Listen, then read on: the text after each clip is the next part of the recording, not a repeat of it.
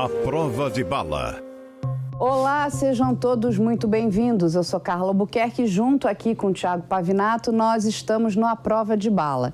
E hoje nós vamos trazer aqui um assunto que é muito importante para o universo feminino. Essa semana, nós tivemos aí uma mudança da lei da laqueadura de trompas.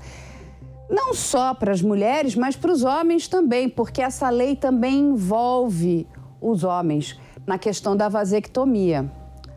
O que mudou nessa lei? As mulheres agora, as casadas, não precisam mais do consentimento ou da permissão do seu cônjuge. E isso vale para os homens também. O marido não precisa mais do consentimento da esposa para fazer a vasectomia. Exatamente. Então, o marido que for casado, o homem que for casado, ele não precisa mais do consentimento da esposa para fazer a vasectomia.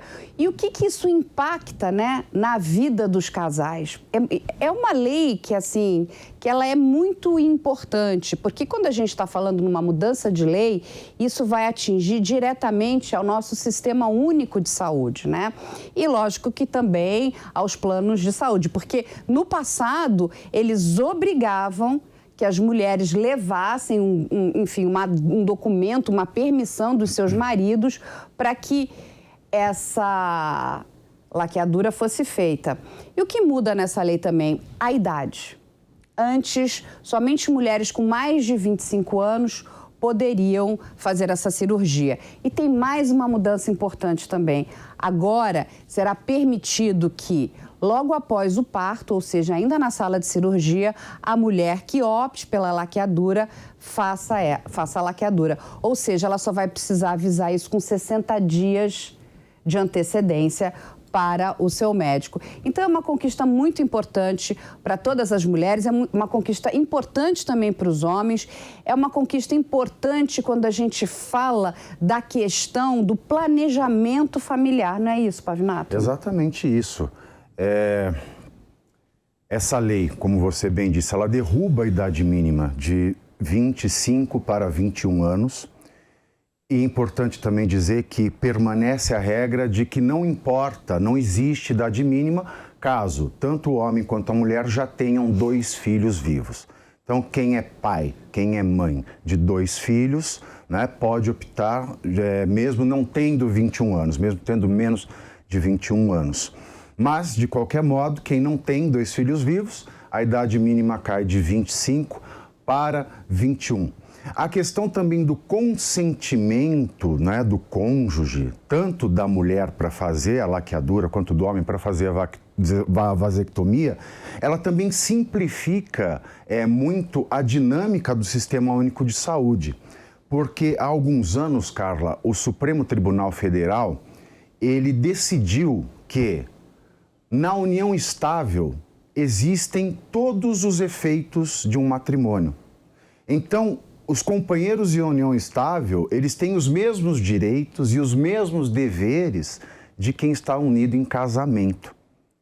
E isso também faz com que essa regra, porque ela ainda existe, Essa regra, ela é um projeto de lei que vem da Câmara dos Deputados, foi aprovada naquela casa, foi aprovada no Senado e agora ela segue para a sanção presidencial.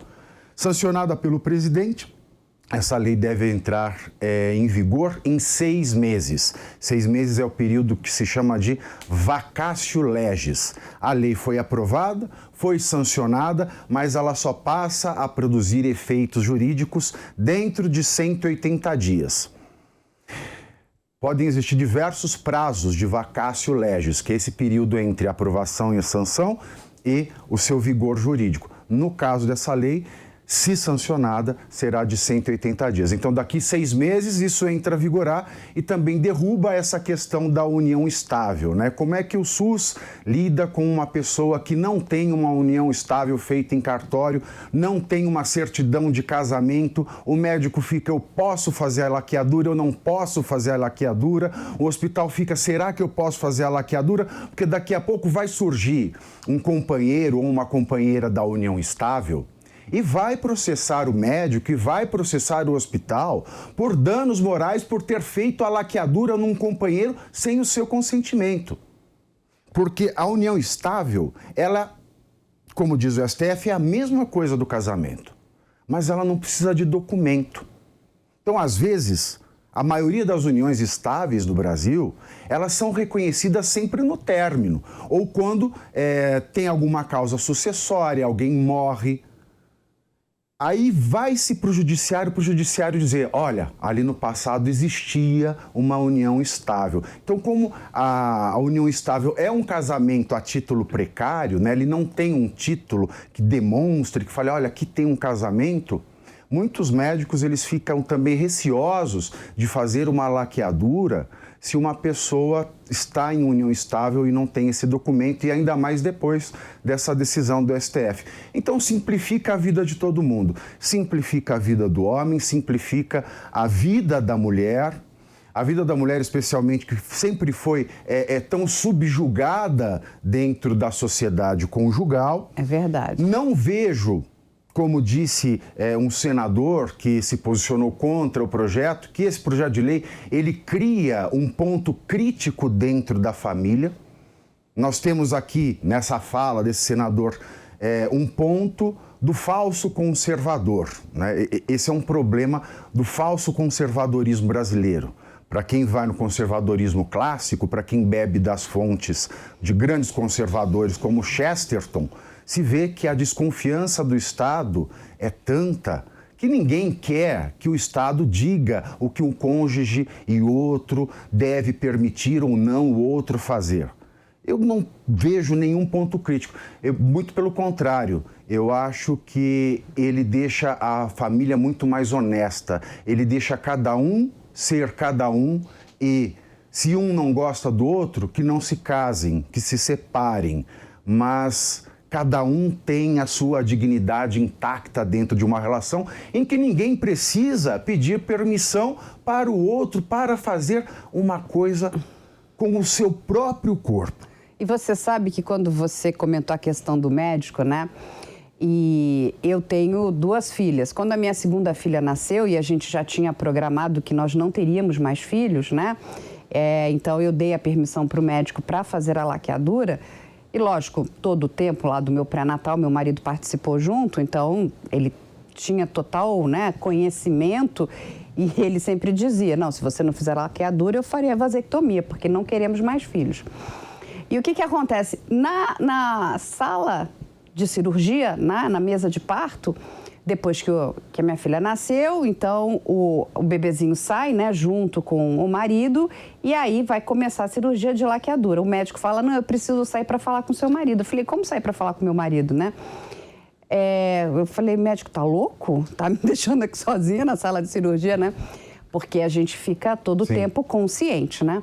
Aí ele falou, não, eu tenho que confirmar se ele está ok com a laqueadora. Eu queria saltar da mesa. Falei, como que ele está ok? Quem tem que estar ok aqui sou eu, né? E eu só escuto assim, no corredor, ele ainda repete, se a Carla não fizer a laqueadura, eu farei a vasectomia. Aí ele volta.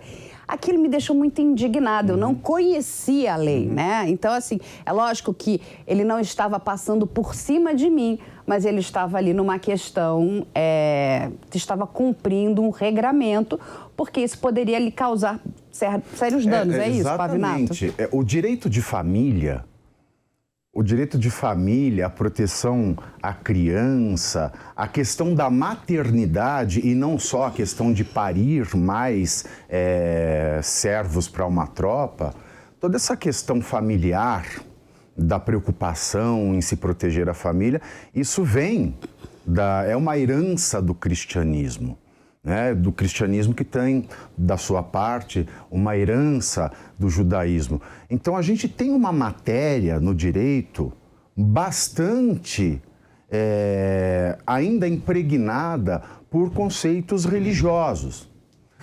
E o grande conceito de casamento, a grande função, aliás, a única função do sexo no cristianismo é a reprodução. É a procriação. Portanto, se um homem e uma mulher se unem em matrimônio, e tudo isso é uma matéria que vem da religião, né? Ninguém cria uma questão, essa regulamentação do sexo, da filiação, da fidelidade, de serem uma só carne. Isso tudo vem, né? É uma herança religiosa. Então, quando nós nos deparamos, em primeiro lugar na história, com a questão do divórcio, já foi um grande escândalo. Porque o que Deus uniu, o homem não separa. E há que se lembrar que o matrimônio, ele é um fenômeno religioso antes de ser um fenômeno jurídico. O direito, ele só passa... O casamento civil, ele nasce somente no século XX, Carla. Até todo esse tempo, no Brasil... Vamos pensar em história do Brasil. Até o século XX, só existia casamento religioso. Só existia casamento perante um padre. Aí, no comecinho do século XIX, surge a lei do casamento civil. Pavinato, mas quando a gente pensa em tudo isso, né, a gente tem que entender o seguinte, que a sociedade evoluiu. Exatamente. Assim, a gente não pode querer viver como vivíamos há séculos atrás. De maneira alguma. As pessoas tinham muitos filhos, inclusive filho era mão de obra, né? Eles trabalhavam nas fazendas, você precisava ter filhos, inclusive é uma questão do progresso da família. Hoje, já não é mais visto com esse mesmo olhar, né? Porque a gente saiu do campo e nós viemos para o centro, né? A gente passou pela Revolução Industrial, a Revolução Tecnológica. Então, assim, a gente vive outro tempo. Outro tempo. E a gente não pode viver com aquela cabeça do passado. Esse é o maior problema, né? Com esses dogmas do passado, inclusive. Claro. E essa questão dessa lei é um grande avanço para o nosso país. É um avanço muito importante. É algo que já deveria ter acontecido. Porque ele, inclusive, trata da saúde da mulher. Sim. E aí eu quero trazer uma fala aqui, até para a gente comentar em cima, que é da senadora Nilda Gondim. Que eu acho que ela teve uma fala, assim, muito feliz e muito importante, né? Ela diz o seguinte: o uso adequado de métodos contraceptivos contribui para a prevenção dos riscos relacionados à saúde da mulher, a gravidez indesejada e principalmente, né, que ela é notada na mulher adolescente. Contribui ainda para a redução da mortalidade infantil e melhora o acesso ao planejamento familiar. Sim. Então, é um grande avanço para o nosso país, né? Porque a mulher hoje, ela ocupa um espaço muito importante nessa questão do planejamento familiar. A mulher precisa trabalhar, a mulher precisa estudar, não é? A gente não pode querer tratar a mulher de 2022 com olhos de 1.800. De jeito nenhum. De 1.700. Até porque... É o nosso erro. Até porque quando nós pensamos no casamento, né, como esse fenômeno religioso que foi adotado pelo direito, da forma como veio no seu fenômeno original, que é o religioso, nós temos que lembrar que naquele tempo também, ser pai dava à pessoa o chamado pátrio poder, que era um poder que você tem sobre o seu filho e sua filha. Você determina o que ele vai estudar, o que ele vai comer, o que ele vai fazer, como ele vai morar. Você tem pleno poder absoluto sobre o filho. Com a Constituição de 88, a coisa começa a mudar. 88 para 90, quando nós começamos a movimentação, como nós começamos a gerir aquilo que vai ser o código, né, o estatuto da criança e do adolescente, esse pátrio poder que já foi, né, golpeado pela Constituição, porque ela deu muitos direitos à criança e ao adolescente. A Constituição de 88 se preocupa muito com a criança e com o adolescente. Então, aquele pátrio poder que era absoluto já não era mais. Com o Estatuto da Criança e do Adolescente, ele passou a ser um poder-dever. Eu tenho poder sobre os meus filhos, mas ele não é absoluto. Ele é relativo. Eu tenho poderes, mas eu tenho tantos poderes quanto eu tenho deveres. Então eu tenho uma mesma gama de poderes e deveres. E uma outra coisa, o Estado, ele é corresponsável pela criança. pais e o Estado brasileiro, eles concorrem pelo bem-estar da criança. Não tem mais essa de, eu não quero pôr meu filho na escola. Eu não quero que a minha filha vá para a mesma escola que o meu filho. Eu quero que ela vá, não estude a minha filha. Não pode. Então, o Estado, ele é o garantidor de que os direitos da criança e do adolescente vão ser cumpridos. E quando os detentores do pátrio poder não o cumprem, o Estado pune esses pais e faz com que a criança goze desse direito. E quando vem o novo Código Civil, que para mim a época era novo, né? Agora já não é mais, ele já tem 20 anos, o Código Civil de 2002, ele acaba de vez com a questão do pátrio poder, aí se passa a falar em poder familiar, e o poder familiar, Carla, não é poder nenhum, ele é dever puro. Ele é dever puro, ele é dever do bem-estar, ele é o dever para o melhor interesse do menor. Então, essa evolução se dá com os filhos. Então, você vê que o pai de família, ele perde um direito absoluto na história e vira um dever absoluto do pai e da mãe, compartilhado pelo pai e a mãe. Da mesma maneira que aconteceu com a criança, com o menor, aconteceu com a mulher. A mulher, no fenômeno religioso que era o casamento, ela passava a dever obediência absoluta ao homem. E assim o fenômeno veio para o direito. Tanto que no Brasil, até 1962, a mulher casada era considerada relativamente incapaz. Ou seja, ela não era tão normal quanto um homem. Ela tinha aquilo que o direito chamava de sexus infirmitatem, a enfermidade do sexo, a enfermidade por ser mulher, e forentium rerum ignorantiam, a ignorância para as coisas civis, para as coisas forenses. Então, não era só a laqueadura, a mulher tinha que pedir permissão para absolutamente tudo para o marido. A mulher quer dirigir, tem que ter autorização do marido. A mulher quer trabalhar, mesmo que seja de secretária, professora de primário, tem que pedir autorização para o marido. A mulher, ela é uma propriedade, basicamente, juridicamente não é uma propriedade, porque ela é um ser humano. Mas, na prática, a mulher sempre foi tratada como propriedade do marido. E isso começou a acabar a partir de 62 e foi um processo lento, que agora nós vemos aí surgir, nós vemos aí arrebentar o último grilhão dessa servidão feminina ao homem dentro do casamento. Eu acho isso muito democrático, muito saudável. Não, e veja a importância, né? Porque quando a gente para pensar, né, todas essas leis que você está trazendo e você está falando, né, e quando eu escuto, toda vez que eu escuto a palavra, né, a lei da mulher honesta é tão absurda, mas a gente também tem que entender, né, quem é que propõe essa lei, né? Na verdade, são homens propondo leis para as mulheres, né? Então, assim, é um absurdo, porque as leis, elas deveriam ser propostas para as pessoas, para os seres humanos. Exatamente. Independente, né, do seu gênero. E aí, mas isso não acontecia, né? Então, agora, quando a gente vê essa questão que chegou agora da laqueadura, porque parece que é um pequeno passo, mas não é, isso é uma grande conquista, a importância da bancada feminina, inclusive, né, no nosso Congresso. Nós precisamos ter mais mulheres, né? Porque quando você para pensar nas dores femininas, você tem que ter alguém que entenda essa dor feminina, que até então ela era pensada, e aí eu não estou falando mal, mas é uma questão seguinte, não entendi, é porque é uma dor muito peculiar, né?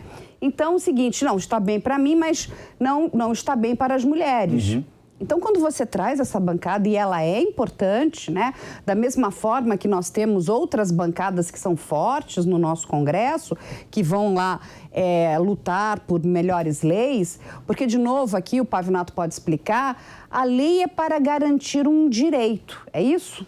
Exatamente. Eu costumo diferenciar direito de lei. Eu falo que uma lei pode não ter o espírito do direito. Para ser bem breve, Isso vai estar no meu próximo livro, que se chama Declaração Universal dos Direitos da Pessoa Humana Fora do Armário, que é um convite ao estudo do direito, com prefácio do Leandro Carnal. Eu faço essa conceituação do direito, né? O direito em si, ele está no mesmo plano de Deus, do Criador, que está no mesmo plano da moral, né? Então, o direito, ele é aquilo que garante a uma pessoa a dignidade e, ao mesmo tempo que garante, ela exige dessa pessoa o dever da dignidade. Ela garante o respeito a todas as pessoas, mas ela também exige a observação do respeito de todas as pessoas. Então, uma lei, para que ela seja jurídica, para que ela não seja antijurídica, para que ela seja conforme o espírito do direito, ela tem que observar essa lei fundamental do respeito, né? Essa é uma lei que garante algo para que eu seja respeitado. Essa lei é uma lei que, ao mesmo tempo que garante algo para que eu seja respeitado, exige de mim e do outro um dever de respeito para ser respeitado. Se for isso, é uma lei perfeitamente jurídica.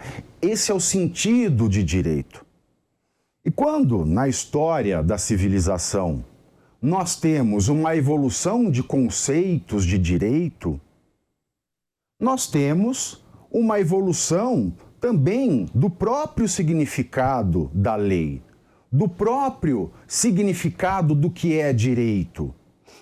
Porque nós evoluímos não só em tecnologia, nós evoluímos também em pensamento. Nós evoluímos cientificamente. Nós refutamos teses que antes achávamos que era verdadeira, mas que a vida em comunidade, a civilização, vai mostrando que são teses que não suportam o contraditório, que não resistem à prova do tempo. Então nós evoluímos em todos os sentidos. E isso aconteceu com a criança, e isso aconteceu com a mulher, é claro. Desde a declaração, né, de independência dos Estados Unidos, nós temos documentos, não só aquele, como também a Constituição Francesa, depois da Revolução. Nós temos a questão da igualdade absoluta entre os seres humanos, inclusive os homens e as mulheres. Mas isso nunca aconteceu. Está lá na Declaração de Independência dos Estados Unidos, mas a mulher só foi ter direitos iguais ao homem, Carla, 200 anos depois. Está lá, todo mundo é igual perante a lei. Mas a mulher só foi ser igual ao homem a partir do movimento encabeçado pela Betty Ford, né? Mulher do presidente Gerald Ford, nos anos 70, nos Estados Unidos, pós-Nixon. E isso é muito importante o que o Pavinato está falando, porque o que acontece? Quando a gente está pensando nesses direitos e a gente quer trazer aqui para essa discussão a questão do planejamento familiar, né? Porque isso é muito importante para o nosso país. Se a gente quer ter um crescimento sustentável, inclusive populacional, a gente precisa pensar nesse planejamento familiar. Da mesma forma que nós trouxemos para cá a questão da educação financeira. Se nós queremos progredir, se nós queremos que a nossa família, os nossos filhos venham a progredir, né, nas suas futuras gerações, nós precisamos pensar nesse planejamento. Porque se isso não acontecer, nós estamos fadados à miséria. É miséria em cima de miséria em cima de miséria. Um mundo com escassez de recursos. E não é só isso. Quando a gente para pensar num filho, né? E um filho já no passado ele funcionou como mão de obra, mas um filho não é mais isso hoje. É o contrário. Exatamente. Não, e assim, e não é só uma questão financeira, né? O custo que um filho tem, né? Porque a gente está falando também de questões emocionais, questões afetivas, não é? Você precisa ter tempo para o seu filho. E hoje, homens e mulheres precisam trabalhar. Se nós queremos que o nosso país se desenvolva, se nós queremos ter uma nação desenvolvida, todos precisamos trabalhar.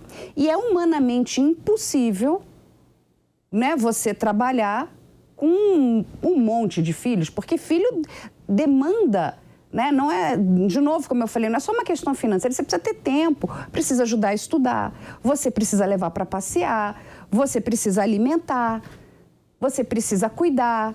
Filho fica doente. Filho não é um brinquedo que eu não quero mais, eu devolvo. Filho é para sempre. Filho, ele tem uma importância muito grande, inclusive dentro de uma organização familiar. Ele não é mais uma mão de obra. Então, quando a gente tem esse avanço, né, nas questões contraceptivas, né, e ela é muito importante, inclusive, na questão da saúde da mulher, porque o número de mortalidade entre as mulheres, né, que tinham gravidezes indesejadas, é muito alto. A gente via esse número crescendo, crescendo, crescendo e crescendo, né? Mulheres que não faziam neonatal, que não cuidavam ali daquele período, né, gestacional, porque eram, de novo, gestações, inclusive, indesejadas. Então, a gente precisa parar com essa questão, porque isso é uma hipocrisia, não é? Isso é um problema grave e que, assim, quando você trouxe a fala, né, daquele deputado, desculpa, é uma fala que não quer dizer nada. Não quer dizer nada, porque hoje uma organização familiar, ela passa por muitos quesitos. Muitos quesitos. E filho não é brinquedo, filho não é uma boneca. Filho é algo... Quando você quer, né, cuidar e construir um ser humano, que ele vai ajudar a sua família, vai ajudar o crescimento do seu país, você tem que se doar muito. Tem. Não é verdade? Tem muito. Nós já temos há muito tempo uma jurisprudência. Eu não chego a chamar de jurisprudência porque são julgados e da mesma maneira que nós temos esses julgados, nós temos outros que vão em sentido totalmente oposto, que falam da questão do abandono afetivo. Muita gente, muito filho, quando fica maior, tem pedido contra pai, contra mãe, indenização por dano moral, por abandono afetivo. Uma criança precisa ser desejada para que ela tenha sucesso, no mínimo emocional na vida, para que ela tenha satisfação de viver. O planejamento familiar e a possibilidade, né, essa garantia do método contraceptivo, além de evitar gravidez indesejada, além de diminuir a incidência de outras doenças e outras ocasiões médicas que podem acometer a mulher, levando à saturação do Sistema Único de Saúde, ou seja, nós já pensamos aí na saúde da criança, nós pensamos na saúde da mulher e também na saúde do sistema de saúde. Nós também conseguimos, através dessa garantia do método contraceptivo, a redução da cogitação de aborto. Sim, porque quando uma pessoa ela pode prevenir, ela não vai chegar a iniciar uma gravidez. Ela já vai ter isso planejado. Então, isso diminui a incidência, a ocorrência de abortos ilegais. Sim, exatamente. Diminui a incidência de abortos ilegais e diminui a incidência de violência. Exato, porque aborto é uma violência. Não só o aborto é uma violência, mas quando você também tem filhos indesejados, e quando a gente fala das classes sociais Sim. mais simples, mais pobres, com menos acesso, né, à renda, são aí milhares de crianças que estão na rua. Qual é o futuro dessas crianças? Qual é o futuro dessas crianças? Muitas vão para a violência. Estatisticamente, muitas vão para o crime.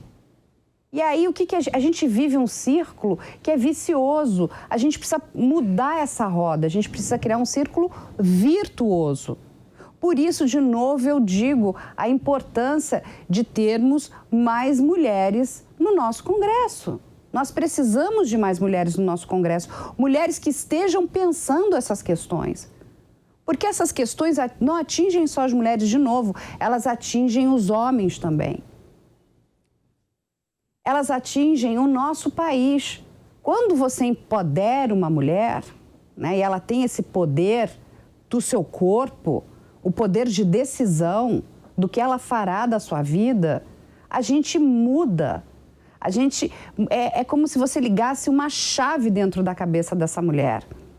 E ela é muito importante, porque nós não vamos mudar a realidade do nosso país se não pararmos para pensar nessas questões.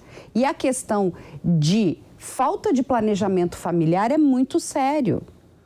Tem um dado aqui que foi colocado pela revista The Lancet, que é assim, é estarrecedor. Mais de 160 milhões de mulheres e adolescentes não tiveram acesso a métodos contraceptivos.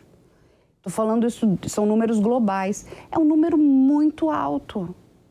Nós estamos falando de 160 milhões de mulheres.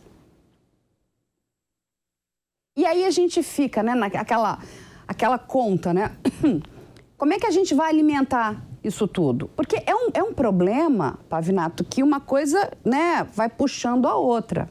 Outro dia estávamos conversando, né, das questões, né, de energia.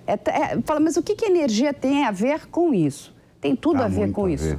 Porque quando a gente para pensar numa família, uma família que tem fome, que não tem dinheiro para comprar a comida, ela não tem dinheiro para pagar energia. Ela queima o que ela tiver, ela queima a madeira, ela aumenta o problema do aquecimento global, ela aumenta o problema do desmatamento, porque não existe planejamento. É uma coisa meio... É que nem um bichinho, né? Um cachorro. Tem um monte de filhotes e aí eles que se virem. É mais ou menos isso. E quando você dá essa oportunidade, né, para que as mulheres pensem, as mulheres tenham esse poder, o poder, né, de entender quando é a hora correta para que ela pense numa gestação, para que ela traga um ser à vida. Porque, na verdade, a gestação está na mão da mulher. Ela não consegue fazer um filho sozinha. Mas quem vai cuidar 9 meses para que aquele filho venha ao mundo é a mulher. Eu acho tão chata aquela expressão de casal, estamos grávidos. Pô, é só a mulher que tem dor nas costas. Exatamente, eu também acho. Eu também acho. É só a mulher que fica com a barriga, né? Querem roubar a cena da mulher? Pô, não dá, não tem essa, estamos grávidos. A mulher está grávida, é ela que enfrenta a gravidez. É ela que enfrenta a gravidez, assim, é que tem maridos que são muito companheiros, né? Então, não, assim, eles tentam ali, né, de fato, ajudar, o que eu posso fazer? Eles são muito parceiros, né? A grande maioria é muito parceira, né? Então, ele tá ali, realmente, uma gravidez não é um passeio no parque, não é? E, de novo, gravidez não é doença.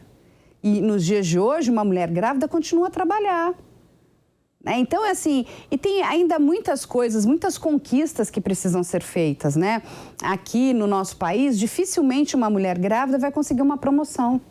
Ou uma mulher grávida que esteja desempregada consegue se recolocar no mercado de trabalho. É muito difícil. E uma mulher com laqueadura, ela tem um passaporte no mercado de trabalho. É cruel pensar nisso, mas é verdade. Mas você sabe que eu morei muitos anos fora, né? E trabalhei muitos anos fora.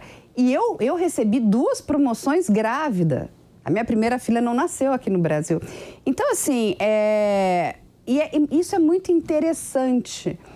Porque, de verdade, né, até aquela... E eu trabalhava, né, em Nova York, e quando a gente fala Nova York não é os Estados Unidos, porque aquele estado tem uma outra mentalidade, isso é uma realidade. Como a gente diz de São Paulo aqui no Brasil. Exatamente, porque você tem ali aquele pedaço do meio dos Estados Unidos, eles já são mais conservadores.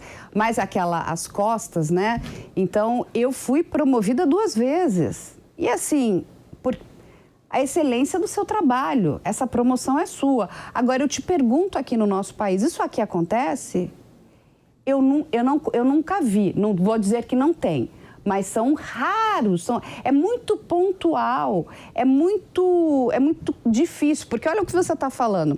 A mulher é que carrega, né, esse filho, ela trabalha hoje, ela não tem ainda direitos iguais. Ela tem desejo, ela tem enjoo. E aquela mulher que está tem dores. no mercado de trabalho ainda enfrenta todas essas dificuldades.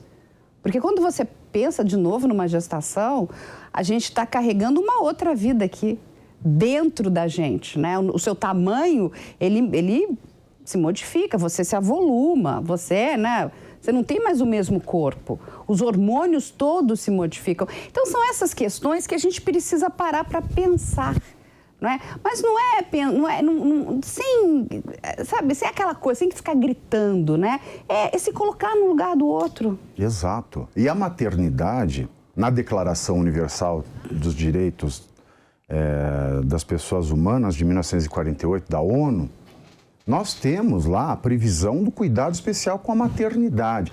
Afinal de contas, se não é a maternidade, o que é a humanidade? O que é a civilização sem a maternidade, Carla? Então, nós precisamos parar para pensar a maternidade, sim.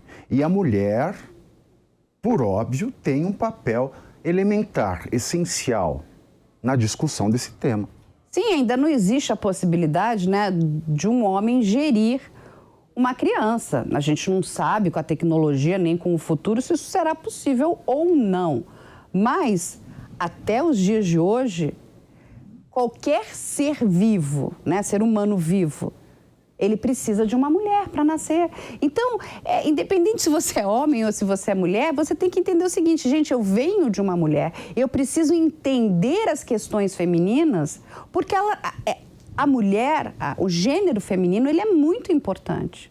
Ele é muito importante. E assim, a gente tem que acabar de novo, é uma hipocrisia. A mulher está aqui só para procriar e cuidar da casa. Não! A mulher precisa trabalhar, gente. A gente precisa da força de trabalho da mulher. Se a gente quiser que o nosso país cresça. Se a gente quiser ter um país desenvolvido. Um país mais igual, um país, sabe, repensar inclusive o nosso país. Nós precisamos vencer essa barreira, essa mentalidade de que a mulher tem que se submeter ao homem. E isso já morreu há muito tempo. Isso já deveria ter morrido lá no século XVIII, quando disseram que homens e mulheres têm direitos iguais. Isso já deveria, a grande verdade é essa, Carla, ter sumido com o cristianismo, porque nas primeiras cartas de Paulo apóstolo, ele diz que a partir de Cristo, ou seja, com a quebra das leis judaicas, não existe mais homem nem mulher, nem livre nem escravo, nem judeu nem grego, só existem pessoas. Só existem pessoas. Então, todas as pessoas têm a mesma dignidade. A misoginia contra a mulher, de alguns trechos de Paulo, não são de Paulo. São escritos apócrifos, são adaptações das cartas de Paulo, mas os testes, né, as análises da veracidade dos escritos das cartas de Paulo apóstolo, não mostra que ele tenha escrito aquilo. Mas o fato é que a submissão da mulher ao homem, ela prevaleceu a lição de Paulo, que não existe mais nem homem, nem mulher, nem livre, nem escravo, nem judeu, nem grego, são todas pessoas. Isso perdurou ao longo do tempo. Tivemos um arroubo na Revolução Francesa, na independência dos Estados Unidos, arroubos que diziam que todos são iguais, devem ser iguais e tratados igualmente perante a lei. Mas o fato é que só 200 anos depois isso começou a acontecer. E veja que em 1948 nós temos ainda a Declaração Universal dos Direitos Humanos, que frisa, que destaca mais uma vez que todos, homens e mulheres, são iguais, inclusive dentro da relação conjugal. Mas isso não acontece. Isso só vai começar a despontar nos anos 70, anos 60, anos 70. 200 anos depois de todo esse movimento e 2000 anos depois do decreto de igualdade absoluta do cristianismo feito por Paulo de Tarso. Começa em 60 e 70, mas isso só ganha importância e isso só ganha relevância e só surte efeitos práticos no começo do século XXI. no começo deste nosso século, que a mulher começa a ser encarada como uma profissional séria que é. Quando ela começa a ter reconhecida a sua competência, ela passa a ser sócia, ela passa a fazer parte de conselhos de administração, ela passa a ser CEO, CFO. Tudo agora, no século XXI. Então, ao longo desse tempo todo, ao longo de todo o inconsciente coletivo, da consciência histórica da nossa sociedade, a mulher ela sempre esteve abaixo do homem, quando ela não deveria estar. Porque o entendimento de direito sempre nos disse, há 300 anos nos diz que todos são iguais perante a lei, mas a hipocrisia dos homens sempre barrou e achou uma maneira de deixar a mulher num espaço inferior. No Brasil, até o fim da vigência do Código Civil de 16, ou seja, até o ano de 2002, um homem e uma mulher que se casam, na lua de mel, se o homem descobre que a mulher não era virgem, o casamento pode ser anulado, porque se diz que havia um erro sobre a pessoa da mulher. Ou seja, o homem pode devolver a mulher que não era virgem, mas a mulher não poderia devolver o homem que não era virgem. Porque não tem como saber. Então, até 2002 isso aconteceu. Não, mas tem que rir. Não, isso a gente tem que rir, porque chega a ser uma piada, né? São as questões aí do direito que realmente são as leis absurdas, né? Os absurdos da lei.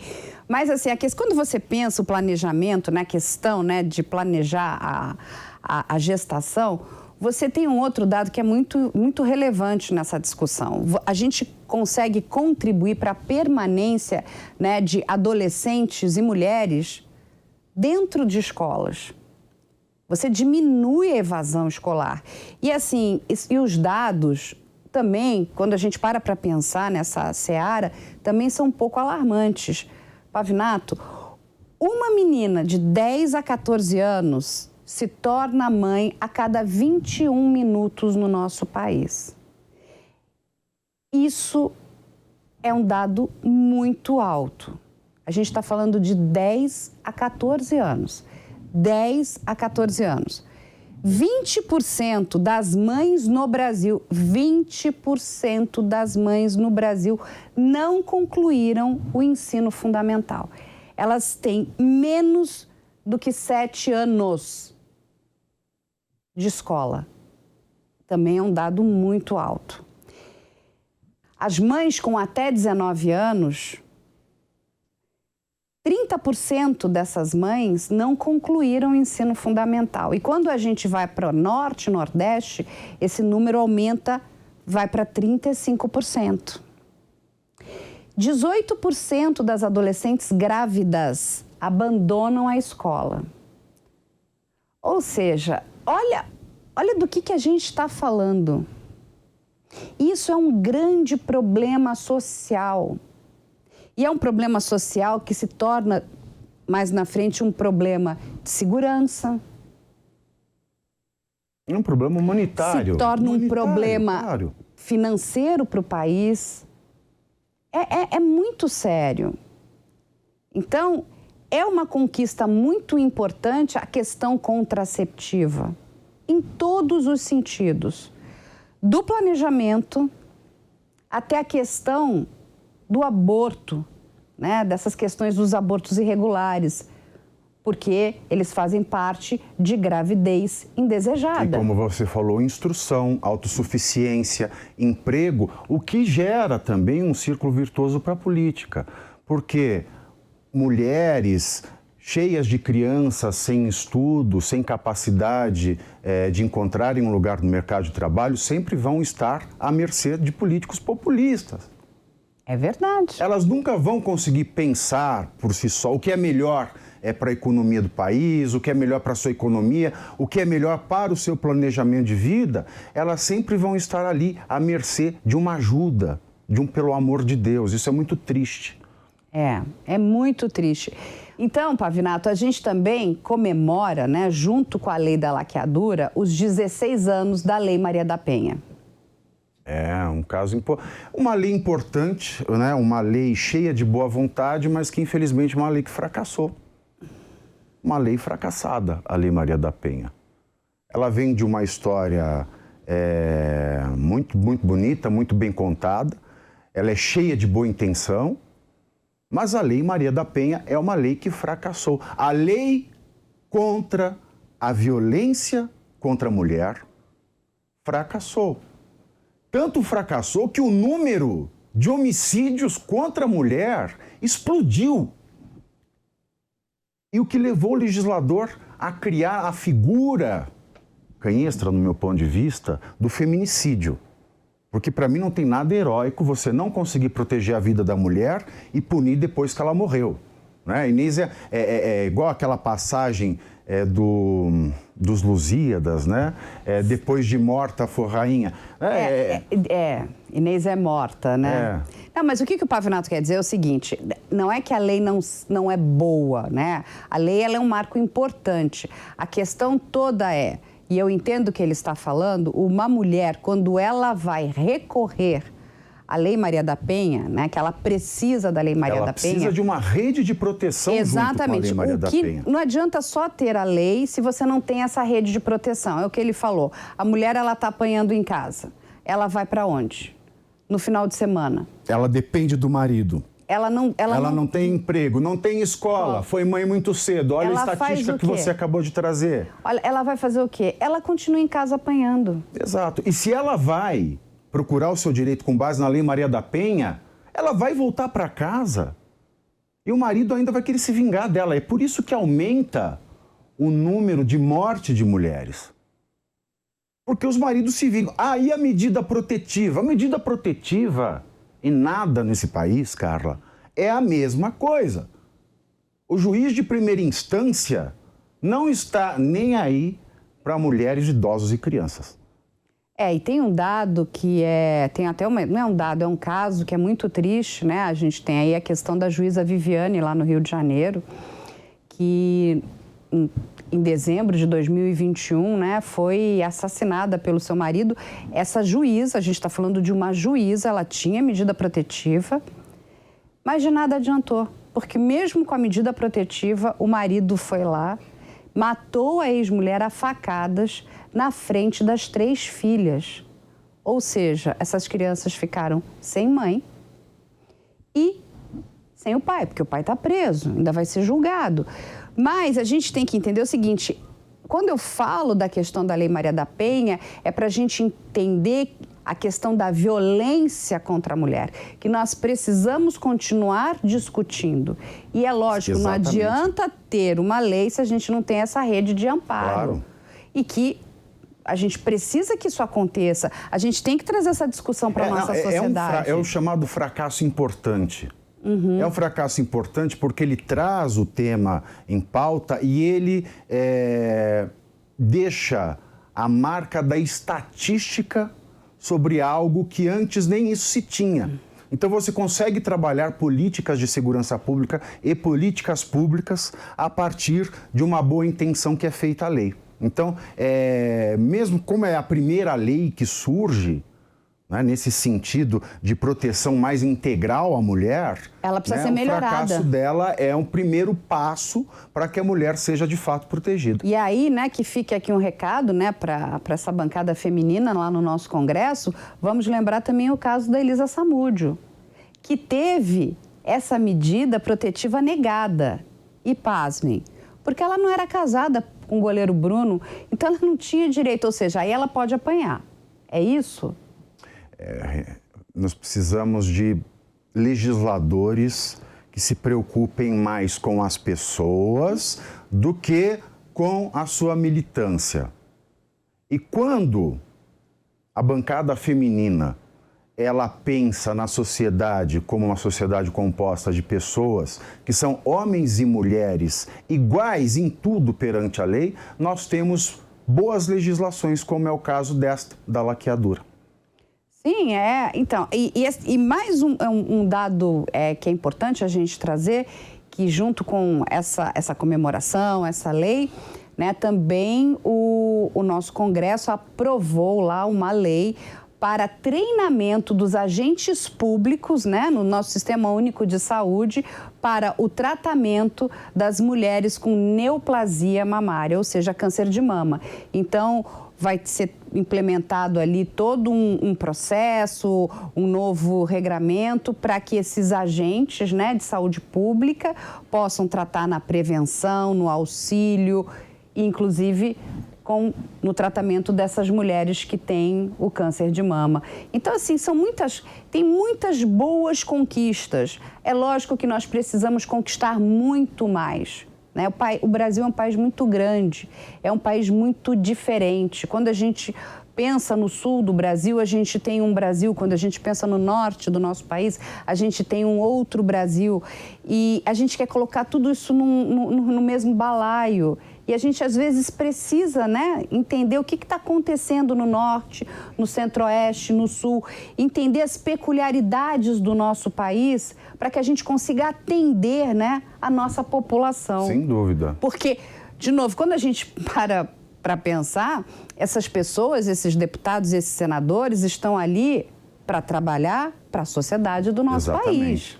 E não o contrário. Olha, e só corrigindo uma coisa, todos, homens e mulheres, são iguais perante a lei e devem ser tratados assim perante a lei, mas, mesmo sendo verdadeira essa fala, a mãe merece uma atenção mais especial, sempre. Porque se a mãe não tiver uma atenção especial do direito, o homem, que é o filho dessa mãe, a mulher, que não queira ser mãe, mas que é filha dessa mãe, a sociedade que nasce da mãe não vai ser uma sociedade próspera, feliz, não vai ser uma sociedade com propósito. Então, todos somos iguais perante a lei, mas a mãe sempre merece uma atenção especial. Concordo plenamente. Mãe é mãe. E eu acho que é muito importante, né, para o tema de hoje, eu vou indicar aqui o livro A Estética da Estupidez, que é aqui do Pavinato.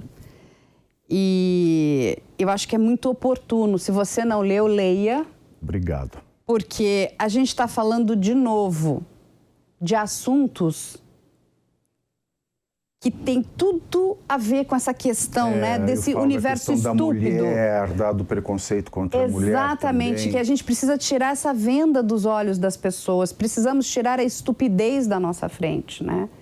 Essa é o que o Pavinato falou. Temos que acabar com as militâncias, né? Essas que não vão a lugar nenhum. Essas que a gente não chega a lugar nenhum, a gente fica patinando ali. Bom, eu sou contra toda a militância. Quem lê o meu livro vai saber, né? Eu vou aí com sarrafo no preconceituoso, mas eu também vou com sarrafo na militância, né? O Karnal diz que eu sou uma pessoa difícil de agradar.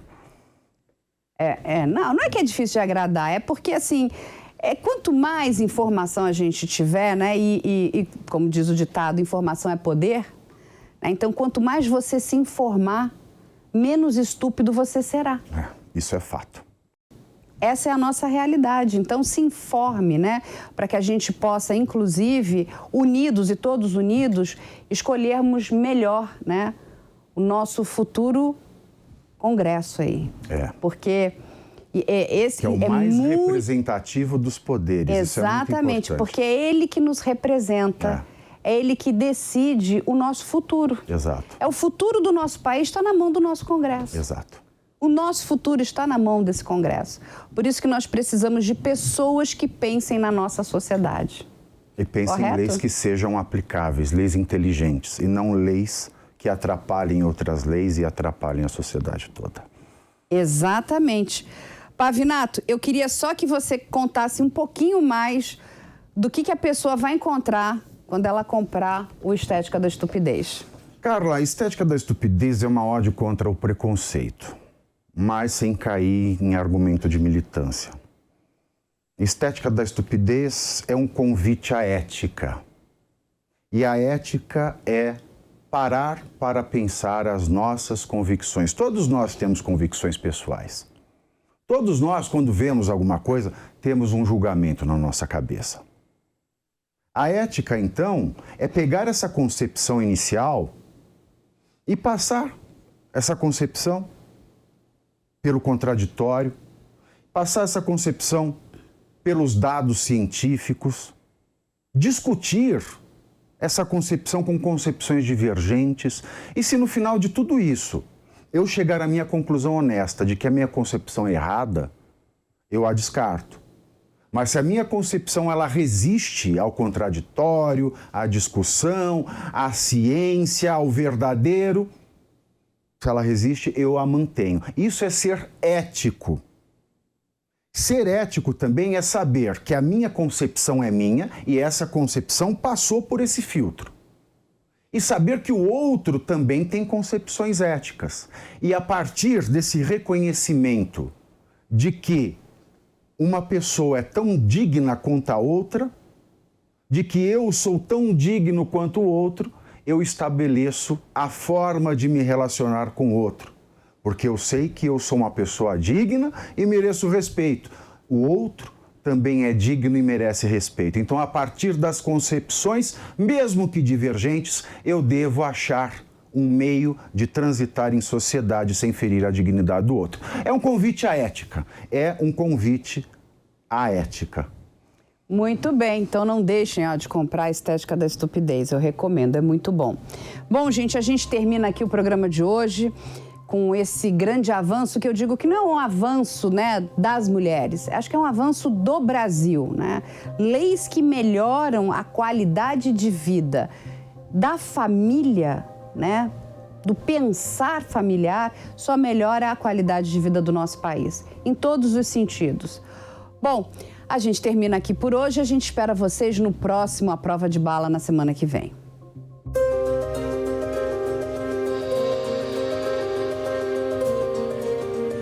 A Prova de Bala. A opinião dos nossos comentaristas não reflete necessariamente a opinião do Grupo Jovem Pan de Comunicação. Realização Jovem Pan News.